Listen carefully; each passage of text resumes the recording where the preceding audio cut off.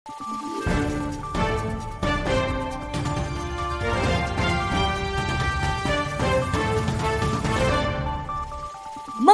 araw, Pilipinas! Ito ang Valiente News hatid sa inyo ng Office of the Vice President. Isinagawa sa Davao City ang Pasidungog 2025 ng tanggapan ng pangalawang Pangulo. Ang taunang Pasidungog ay tradisyonal ng tanggapan na nagbibigay ng pagkilala sa kanilang mga naging katuwang sa paglilingkod sa bayan. Ang ilan sa mga highlight ng Pasidungog 2025, balikan natin sa ulat ni Brian Latasa. Let us all welcome the Vice President of the Republic of the Philippines, Honorable Sara Z. Duterte.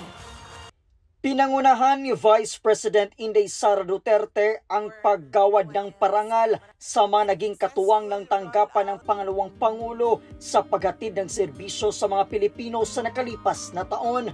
Ang Pasidungog 2025 ay nilunsad sa lungsod ng Davao. Sa mensahe ng pangalawang Pangulo, pinasalamatan niya ang patuloy na pagtitiwala at ang di matatawaran na kontribusyon ng kanilang mga naging katuwang sa pagtaguyod sa mga programa ng OVP sa kabila ng maraming hamon.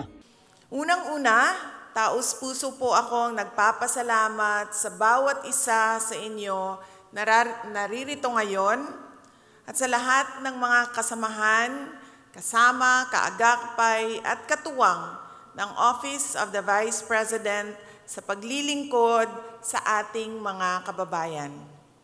Saksi ang tanan sa lisod nga kasinatian sa OVP sa milabay na mga bulan. Naging mas mapaghamon ang pagpapatakbo namin ng mga programa na ang pakay ay pagbibigay ng solusyon sa ilang mga pangunahing suliranin ng mga Pilipino. Ngunit ang mga batikos at sistematikong atake laban sa OVP ay hindi naging sapat para tayo ay humina, huminto at mabigo. The intention to weaken and frustrate us from serving the Filipinos failed. Patunay ang ating pagtitipon ngayon sa tagumpay na ng ating pagsisikap para sa mga Pilipino at minamahal nating bansa. Sa kabuuan, umabot sa 1,142 ang naging kaagapay ng tanggapan upang ipaabot ang mga kinakailangang serbisyo sa publiko tulad ng Medical and Burial Assistance Program, Disaster Relief Operations, Relief of Individuals and Indigents in Crisis and Emergencies or RICE Program, Magnegosyo Taday, Pagbabago, A Million Learners and Trees Campaign, Pansarap Project, Libreng Sakay at You Can Be VP. Mula po dito sa Davao City, ako si Brian Latasa, ang lahat para sa Diyos, bayan at pamilyang Pilipino. Valiente News.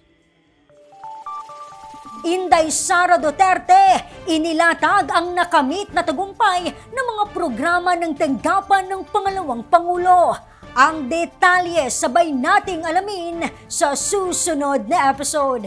Ako si Claudette Loreto para sa makabuluhan, naninindigan at matapang na mga ulat at impormasyon. Maraming salamat!